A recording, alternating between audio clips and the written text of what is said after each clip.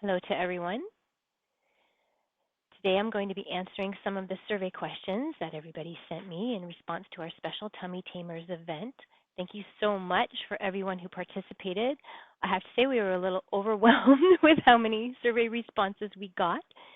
So many, in fact, that I'm not going to be able to answer everybody all at once or even in one video. So I'm going to try to parse this out and do it in a couple of different chunks. So you'll be getting more than one video about this. But tonight I'm going to start with the first batch. And our first question was actually from Michelle. And Michelle has no gallbladder. So she had some questions about having no gallbladder and IBS, that combination. What can she do to help both? Which is a great question, and it comes up a lot. A lot of people end up with IBS problems as a result of having their gallbladder out. Now you have bile acid malabsorption issues. It irritates your intestines. You can end up with IBS as a result of that, or if you already had IBS, it could certainly make things worse. So you can basically treat the two things as if they're pretty much the same. The trigger foods and safe foods are going to be very similar. You'd want to follow your diet cheat sheet here and make sure you get your safe foods, the soluble fiber. Be extra careful with fats. You're going to have trouble with fats if you don't have a gallbladder for sure. And you have a bit of a wild card here. You might have to be more careful with peppermint. Peppermint stimulates the production of bile. Sometimes that helps people who have lost their gallbladder, but for other people, that can cause extra problems with the bile acid malabsorption. So you might have to do a little bit of trial and error with peppermint, either peppermint oil capsules or even the peppermint tea, and see how that affects you. It's usually fantastic for the IBS side of things, but it can help or maybe not help the gallbladder side of things. Our next question, we had a couple of people with the same issue, is about nausea. Desama and Karen both asked, how do I handle this nausea? I feel like I'm going to throw up.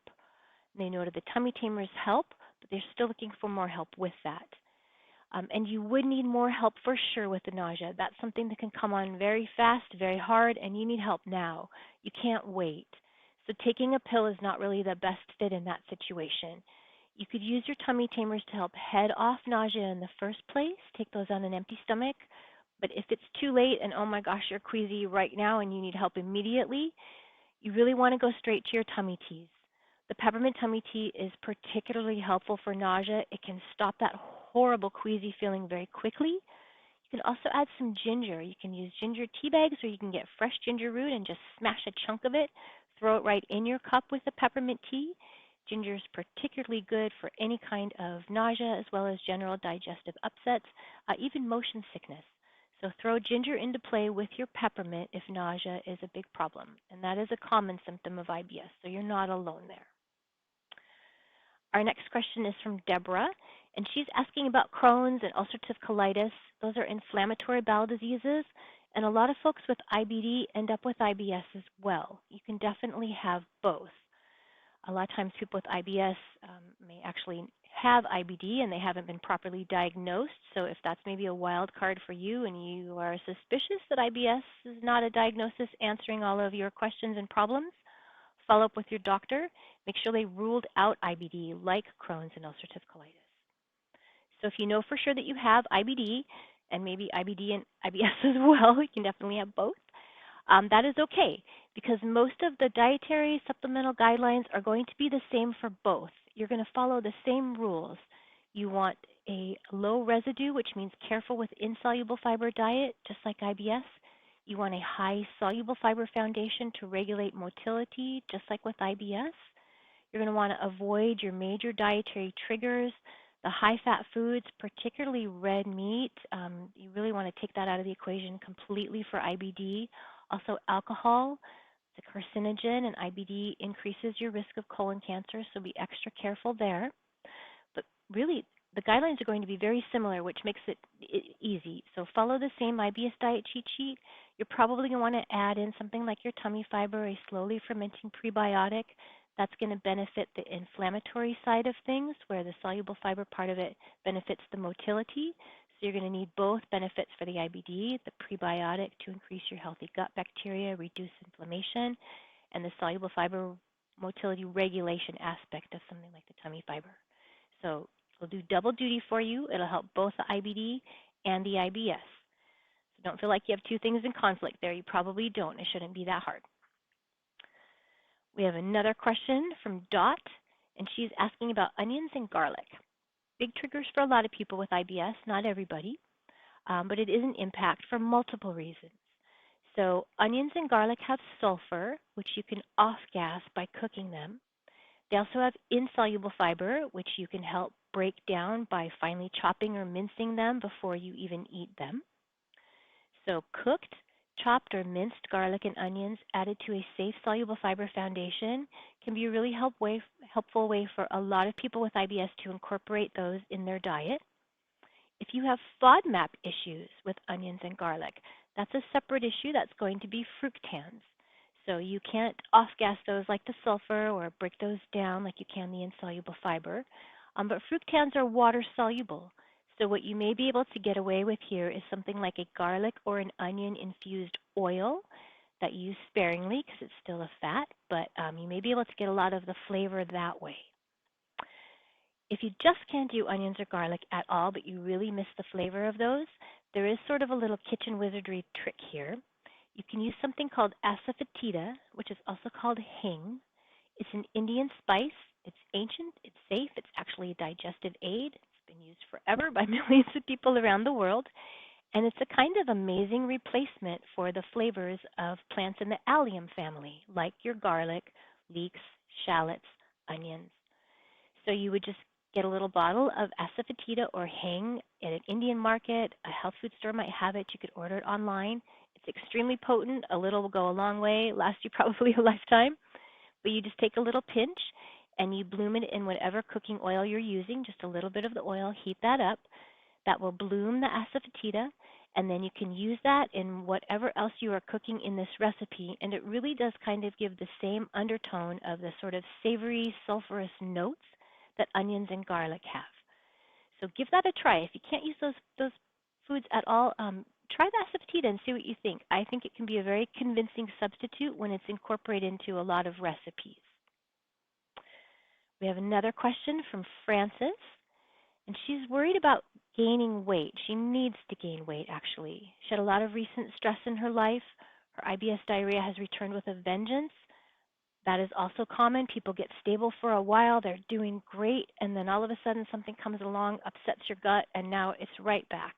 That's okay. You can get stable again. IBS is chronic but intermittent. So Frances is really worried about her weight loss, and she's asking about the best foods or drinks. She's on some medications for constipation, so she has to be careful with that. So she's looking for help with that. So Fran, hang in there. There definitely are safe ways to gain weight with IBS.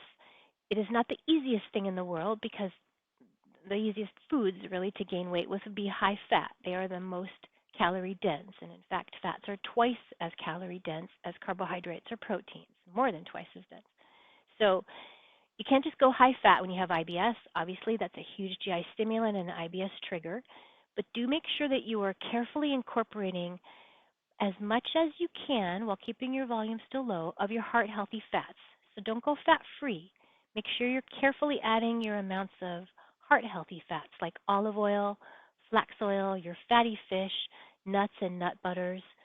Use small amounts with your soluble fiber safe foods, but do make sure that you're always adding a little bit to your meals. Make sure you're trying to sneak that in somewhere, okay? So maybe make a smoothie that's based on your bananas and mangoes. Throw in a handful of instant oatmeal. Use your safe non-dairy milk, and sneak in a tablespoon or two of flax oil or maybe peanut butter. Do the same thing with all your snacks and meals throughout the day so you are not going fat-free. This is going to sound a little counterintuitive, but oddly, weight training, like resistance training, like weightlifting, can really help build muscle mass and help you gain weight. The trick is to do it without adding too much cardio. You don't want to start burning calories, but you do want to add some type of resistance, weightlifting, weight training program so that you can build the muscle mass. That can really make a big difference in this situation. There's another wild card here. This is not a health food, but sugar is a pretty caloric and empty calorie, easy to eat calorie. It's not an IBS trigger. It's definitely not a health food. You don't have to add it in, but it can be an easy way if you really have to pack on some extra calories and not upset your IBS. So there's a lot of IBS-friendly dessert recipes that you can use here, or things like angel food cake, fortune cookies, your gummy candies. Maybe have a little bit extra dessert portions after lunch and dinner just to try to get your caloric content up. And do that with along some other tricks as well. Don't just go to high sugar, all sugar. But sometimes when people are desperate, that can be an easy IBS safe way to add in some extra calories. And then I wanted to end our first batch tonight with a great story. We actually had a couple of great stories sent in for the first batch here.